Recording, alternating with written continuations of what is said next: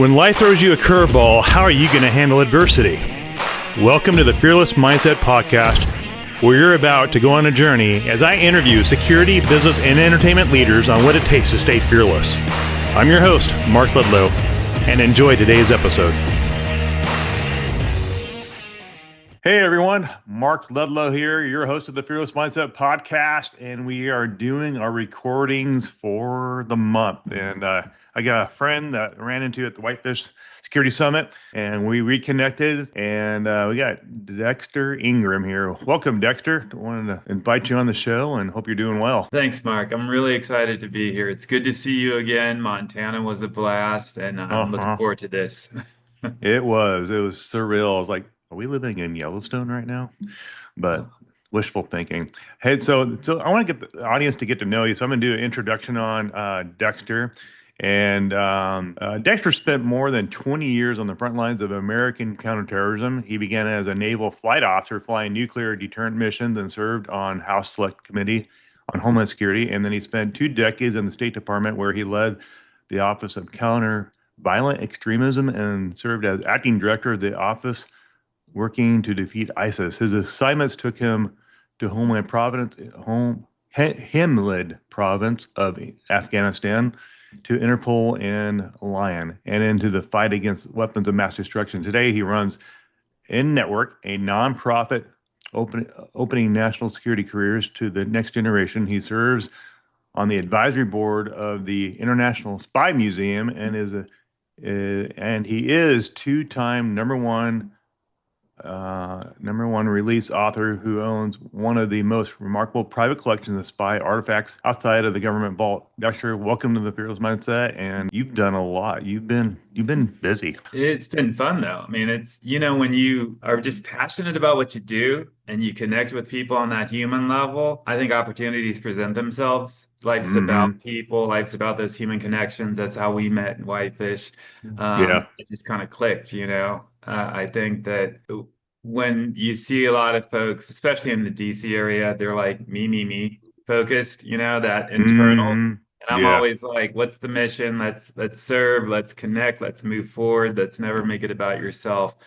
And it's been a dream. I never thought I would be working at Interpol, running counterterrorism, or at the FBI, or running the Defeat ISIS coalition. But it was never about me. It was about the mission and the team. I think the new generation, which is what you're working with in the next gen with your nonprofit, I think they need to learn that. I think social media has altered a lot of personalities and stuff, and becoming an influencer is a thing now, I guess. And they all thrive to, they get 1 million followers or subscribers on YouTube or Instagram, whatever, they could be millionaires. And I want to honor you for your mindset of, teaching, coaching the next generation, and, putting some love and servant leadership behind that passion, and training them up and say, hey, here's the way you should go. Here's some ideas, and just being a mentor, being a good friend, being that big brother, stepfather, whatever you call that, mentee. So not many people have that servant heart mentality.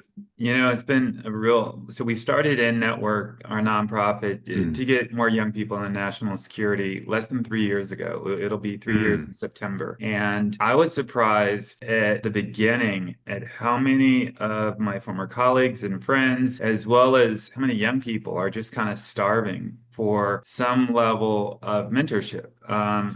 They might want to go into Homeland Security or diplomacy or law enforcement or intel, and they're super smart, they're really motivated, they need some mm, guardrails, and they also need to kind of understand that piece that you talked about, that humanity piece.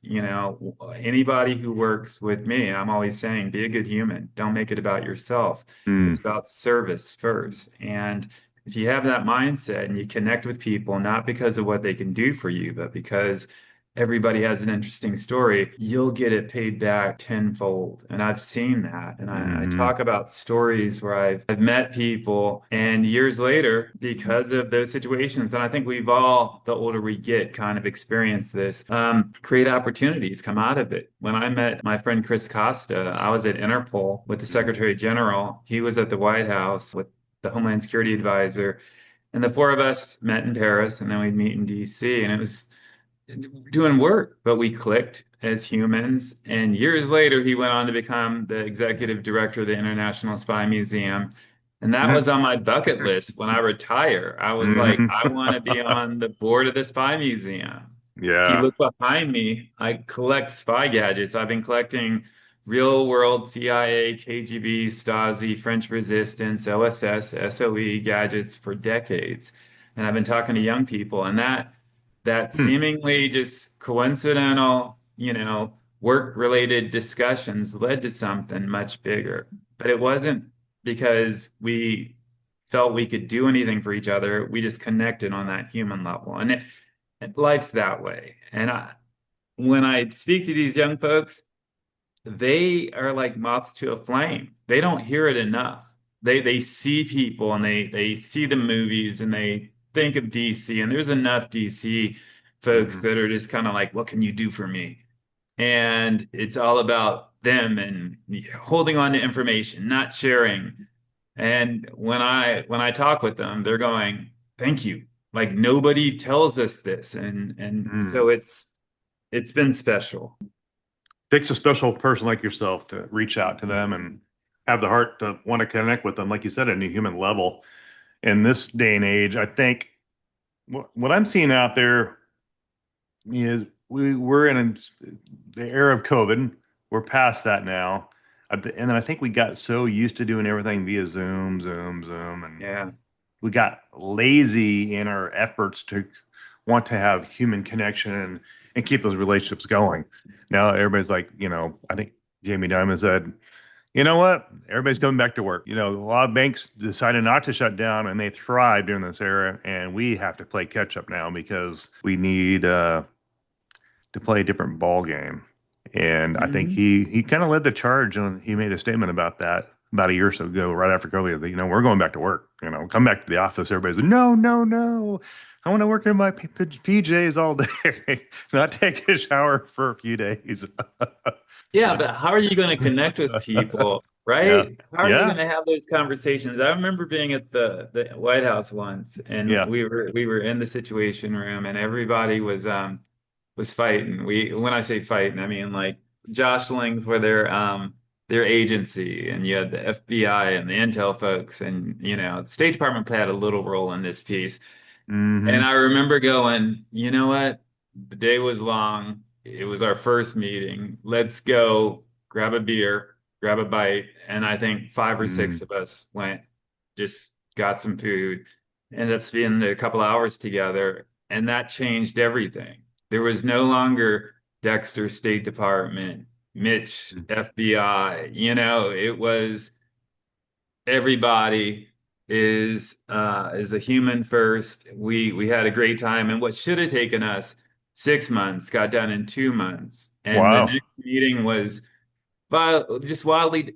It's about those connections, man. And Trust. when you have kids looking at their phone all day long and not going outside to play, or my boys, they know. I'm like, get on your bikes, get outside. You Go know, play.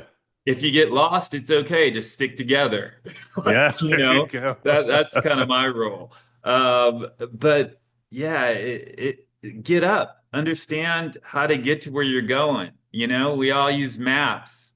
Don't Hmm. rely on GPS is great, but like Yeah. understand how, you would react if you didn't have all the tech with you. And when you see somebody, don't just try to interpret the tone of their email. Pick up the phone and call them, walk down the hallway and speak to them. Hmm. That's how you really connect.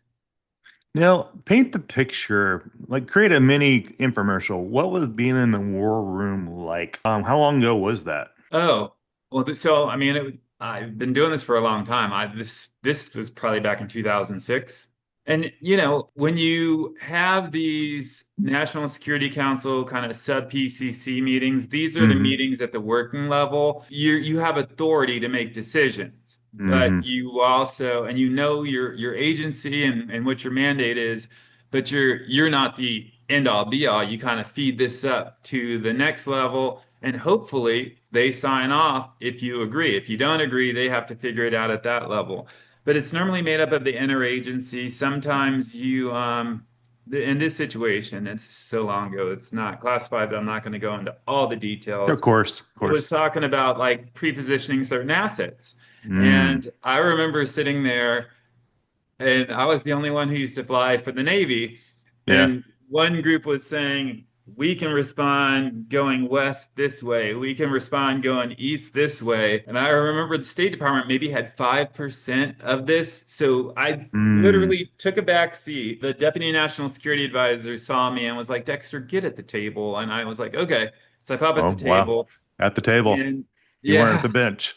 I wasn't at the bench, and then I kind of was like, we're talking like there's Uh-huh. no wind in the world. And I remember Mm. saying, if you go this way, you could have a 200-mile-per-hour tailwind. If you go this way, you could have Mm. a 200-mile-per-hour headwind. So it's not just, static. This is very dynamic. So 150 miles one way and 150 miles the other way, or Wow. 2,000 miles one way and 2,000 miles the other way, aren't the same. And they were No. just kind of like, huh.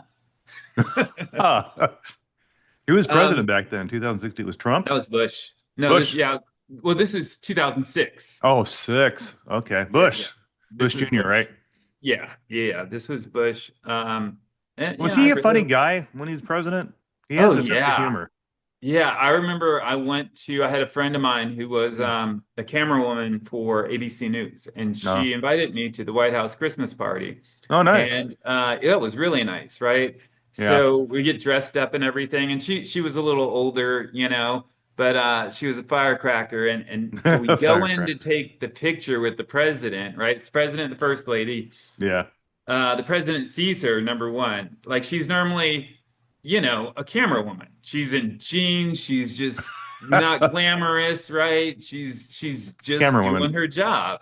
Yep. And he sees her and he goes, Jenny, and he does this thing, which she's dressed to the nines. She looks beautiful. She's a little older. And I just thought that was cool. Number one, he knew her name. He recognized her. Wow. He can, Gave her and that then respect. and yeah, and then we take the picture. And me as a military guy, initially, I go into these situations and I'm like, you go take that picture and you get out. There's a line, you're being respectful. You're not gonna hang out. Like, so I go, I'm standing next to the first lady. Typically you kind of have your arm behind somebody, but I didn't want to touch her, because I'm not going to put my hand on her lower back or Middle anything. So back, upper yeah, back. What's the yeah. proper etiquette? So I kind of gave a little bit of it was back there, but I didn't touch. And as soon Hey, as we were Barbara, I'm not done, getting too frisky on you. I'm just being professional. yeah, exactly. It's for the picture, right? Picture, yeah. She understood And, that. and Was she we get the nice? picture. Well, she was quiet. I got to spend more Interesting. time with the president than her. I mean, I would say, yeah, she's nice. But More I leave. reserved. And then while I leave, I go through the door. Jenny's still in there. And I was kind of like the door is closed now and I can't go back in. So I'm waiting for my friend to come through and she comes through maybe, I don't know, a minute and a half later. And I was like, what was that? And she goes, my earring got caught. It fell down. So her and the president were on their hands and knees looking for her earring. And I just thought that was the coolest story, right? I mean, like, Humility. yeah, Humility. Being exactly, a guy. exactly. Respectful, helping the lady out, the camera lady out. Huh. You know, What a I story. had a, I had a lot of friends back then who were White House fellows, also, and they were all, didn't Hmm. matter, Republican, Democrat, and Yeah. they all went in to meet with him, and I forgot how much time it was. I don't know if it was 2 hours or 90 minutes or whatever they had, but they're firefighters, they're military folks, they're Navy SEALs, they're teachers. They come from all Mm. different backgrounds, and and typically the president doesn't have time. He will prep for meetings with prime ministers, but like for a bunch of White House fellows, you just kind of go, hey, let's talk.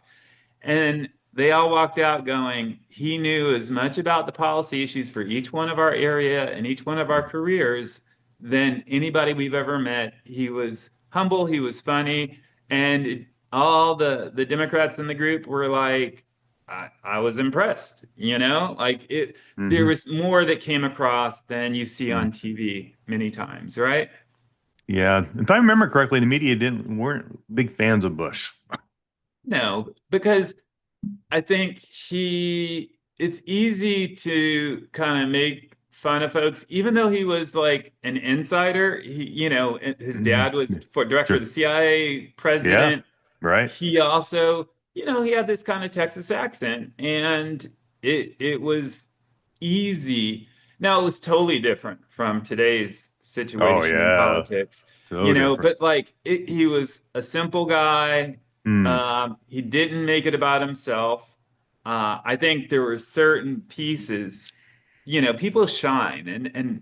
9/11, Yeah. when he was in New York I remember and he that had day. that megaphone, Yep. and when they said, we can't hear you, and he was like, I can hear you.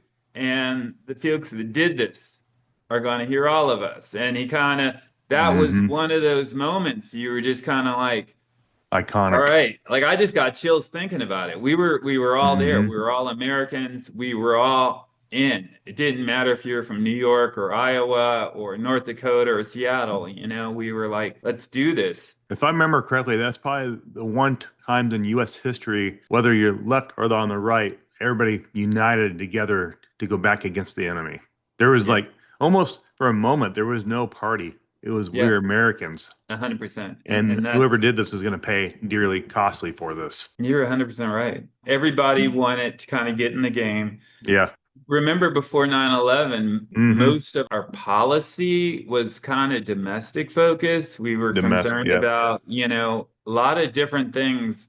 It wasn't that foreign policy, national security Hmm. piece. We created the Homeland Security Committee, we created the Department of Homeland Security, we created the Office of the Director of National Intelligence. We hadn't seen a change like that and that much kind of growth since World War II because you had, Right. the creation of the Air Force, you had the Pentagon being built, you had the CIA being created. You know, Before World War II, intelligence wasn't even a full-time job for most Hmm. countries. It was a It was. wartime job, right?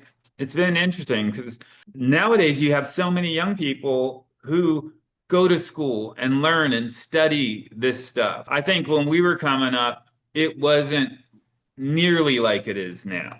Right. I And, would agree with that. it was just very, very different. Most folks were coming out of the military. You had, folks in the agency and the IC and diplomats and civil servants serving, Hmm. but it just wasn't looked at the same way. I don't want to call it like JV, but probably in the minds of priorities of leaders and presidents, that was kind of like, okay, well, we have somebody watching that, but the domestic stuff is what's affecting people day to day. Yeah, I can remember going to the mailbox in Southern Oregon, and it's probably right at 9/11 just hit. I just got my honorable discharge from the Marine Corps in the mail. Mhm. I'm like, I guess I'm done. And didn't Yeah, think twice. It's just right after that, I got that. I'm like, oh, okay. Just graduated from college, got my bachelor's degree and all that. And I got that. I'm like, okay. And then I remember the skies being deadly quiet, not a plane in the sky for several weeks because they were trying to figure oh out yeah, what the heck was going on. No flies. And all of a sudden, the first plane, I was at a wedding at my buddy's Josh Bancroft out at Applegate in Southern Oregon. And all of a sudden, you hear a plane for the first time going through there. Everybody's looking up, going, oh. And it was almost eerie back then. And we're it going to get, was. I remember I had to fly through Boston a couple weeks afterwards, mhm, and seeing the security and the right. guns and the dogs. Oh, yeah. That was, Crazy. that was something we hadn't seen before, right? On US Hmm. soil. Yeah, Um, you'd walk in the airport and blow right through. There was no TSA back before that. There was just walk exactly. in, go be with my girlfriend. She walked me all the way to the gate, kiss each other goodbye, and off to the military thing I do. And yeah, there's no TSA back then now, so it's just so different than what it used to be. Well, and I remember, before I graduated college in '94, I had a 9 month wait to go to flight school. So I had to find my own job. And so I applied Mm, for a White House internship and I yeah. got that. So I was an ensign in the Navy getting paid because I was enlisted in '89, got commissioned in '94. I was an ensign getting paid, but working as an intern in the White House. And I remember I wanted to find a mentor. Um, and I ordered a White House Fellows catalog in the mail. This is like what I tell young people. I'm like, y'all don't understand the effort people would have to put in. Ordered this in the mail. It would get sent to my parents' house. I would get it, go through it. I find Wow. an F-18 pilot who flew in the Gulf War, who went to Top Gun, who was a White House Fellow, memorized his face, his bio, and Mm, everything. Then I sat on the White House steps every day eating lunch for 2 weeks, waiting for him to walk by. He walks by, whoa. I see him, introduce myself, and he's That's like, some yeah, for yeah. you. And then he became a mentor of mine, but that's what I had to go Wow. through. But That's I some also serious counter remember surveillance operation you're doing just to meet a guy. just to meet a guy. But I also remember Wow. cars could drive in front of Yeah. the White House back then. I just Yeah. remember, just it was a very Different. different security environment.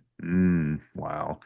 And how it's dramatically changed. Now we got the whole thing with Iran going on and Oh, yeah. the negotiations with the Iranians and the Ayatollahs and what's going to happen. Well, we got a kind of good sense from the conference of what's probably going to happen without going into too much detail of the conversations. Yeah, I mean, I am not going to claim to be an Iran expert. I'm a counterterrorism expert. I can talk about all their Yeah. proxies. I can talk Hamas, Hezbollah, Houthis, all that till the cows come home. Hmm.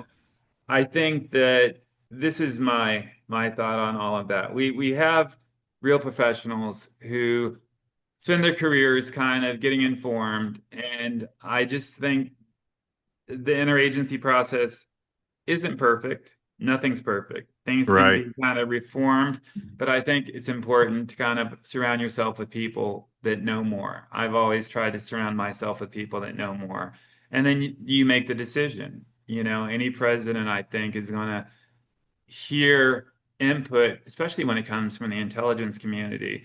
We have a 60% chance that that's Osama bin Laden, or there is a 50% chance that there is going to be some kind of attack.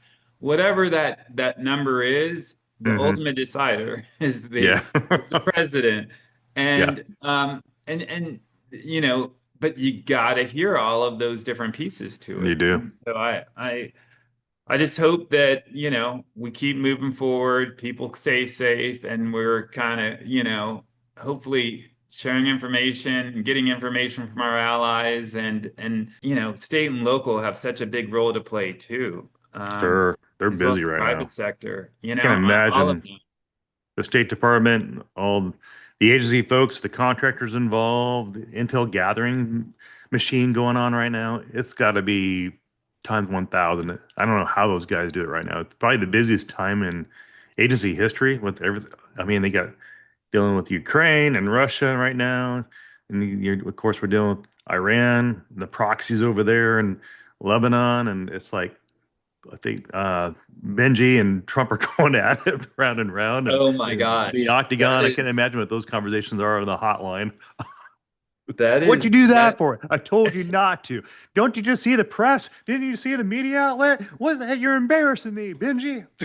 That's my theory. I love that. I love that, man. You're No, embarrassing me. You're making me you're look right on bad. I got the point. midterms. Exactly, exactly. Well, I mean, there's certain things I think that if it's really hard to have discussions on issues related to religion, for instance, right? Mm-hmm. Because Right. you can't like convince somebody, and especially if things are grounded in, different religions or they're it's it's tough.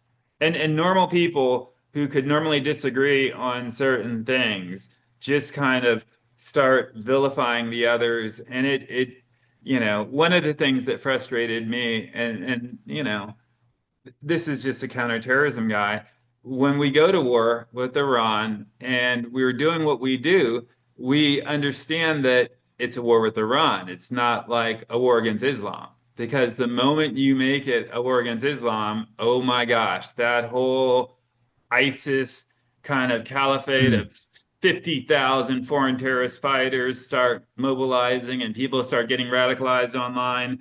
There was a reason why Israel wasn't a part of the Defeat ISIS coalition because it was not a war on Islam and it wasn't a holy war. It wasn't anything like that. It was like ISIS bad. We have a coalition of 89 partners fighting them, but it was never about religion. And I think the moment any government kind of does that, there's a sense of legitimacy that can be lost, especially when you come from like a national security background. So it's complicated. I'm So not in that world anymore. So my guess is my opinion from what I can gather from being in the Marines and the intel that I've heard from people, the way Iran, the Ayatollahs look at it, this is the full blown, this is the religious warfare with the Hmm. infidels. That's all this is to them. And they will lie, they will be deceitful, they won't Hmm. even tell the truth because it's honor to their religion to lie to the infidel. So whatever agreement they claim they're doing with us is probably bold-faced lie. Well, They're gonna, what do you think? That's my theory. no, I get it. I think of course they want it to be about the religion because the moment you do that, it's not you standing alone. It becomes so many other people and so many other Mm, countries involved on your side. And my point was, we don't do ourselves any favor. Our job should be this is a war against Iran. No matter what Iranians say, this is a war mm. against Iran, not a war Okay. against Islam. When the Secretary of Defense Gotcha. gets up there and says, this is a holy war, God's on our side, that's when we're messing up because that's when Uh, we are feeding into their narrative. And that gotcha. that's the difference. So we don't, yeah, it'd be like people declaring war on the U.S. on Christianity. Yeah. Same ideology they have. And so Hmm. we got to make it more about the leadership of the Ayatollahs over there versus the people. Yeah. I mean, there's so much bad there. They're killing It's thousands of people a day there still, Uh, from what I'm hearing from intel Exactly. I mean, sources. people are disappearing. People are getting hanged in the street. Women are being treated, in disgusting ways. You Hmm. you have them wanting to build some type of nuclear weapon. You also have them in charge of who comes through the Strait of Hormuz. I mean, there's so much. It is not. It's not a video game. It's real life and it's complicated. And Yeah, so you very. kind of Hmm. gotta understand, you know, what are our strategic tactical goals? Tactical meaning in the moment, strategic 2, 3, 5 years out.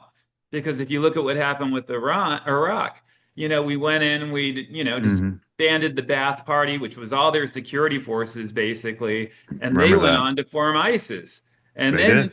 we had Hmm. 50,000 foreign terrorist fighters coming from all over the world, including the US and Sri Lanka and the UK and, Hmm. China, everywhere Yeah. to fight us. And we had to create this coalition of 89 partners. Not just countries, but Interpol and NATO and others. And I got to lead that, and that was Wow. Cool. that was one of the I would say coolest experiences of my life because it was chaos, but I really enjoyed embracing the chaos. I enjoyed being transparent. When you're dealing with foreign ministers and you come across weighty in one direction or another Hmm. because of either your bias or your own special interest, you lose credibility really quickly. And so to sit there and be transparent and talk to foreign ministers and the Secretary of State in a way that is really selfless, that makes sense, that understands exactly where everybody else is kind of coming from and their angles, because we have a big goal together, defeating ISIS, but everybody had their own little agenda. It could be economic, it could be military, it could be whatever it may be. And that was something I took pride in. I took pride in going to the foreign minister of France and saying, you're going to go into this meeting with the foreign ministers from West Africa, and I know you don't want to, and they're going to beat your ass, and you're going to take it on the chin. Wow. You And actually tell them that? well, I wouldn't use that word, but Yeah. I would say, ma'am, it's the right thing to do. I need you to do Mm. this. They're our partners, and you got to hear it. Like, They didn't want to hear it. well, no, she went in the room, Oh, and wow. That's a lot of it influence wasn't. you had. How'd you Well, pull that off? being transparent, being Yeah. honest. I mean, Hmm. it's closed doors, you know? Yeah, sure. Sometimes if we only hear what makes us feel good, Yeah. I think the big thing is not embarrassing somebody in the world stage. I think that's Yeah. super important, you know? Hmm. It's pulling them aside and just having that direct Yeah. conversation. I used to do that with the Secretary General of Interpol. I'd be like, sir, I think you're messing up here. I would Yeah. do this. This is why. But in the end, it's your call, Yeah. and I will follow you as long as we're not Hmm. doing anything illegal. Um, and it normally works. They listen to you because you don't have any kind of hidden agenda or hidden interests. You know and have situational awareness. It's like you on close protection. Hmm. The more you know about, the routes in and out and who's coming and what the threats are and your capabilities, you can respond in a way that makes sense. And that's how it was.